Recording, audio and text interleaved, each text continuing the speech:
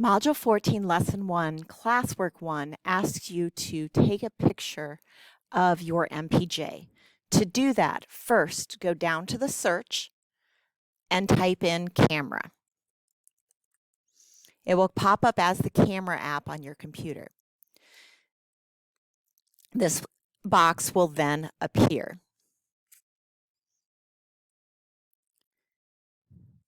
It'll ask you front facing, so you can hold your MPJ up in front of the camera, and then you will snap by clicking and taking a photo.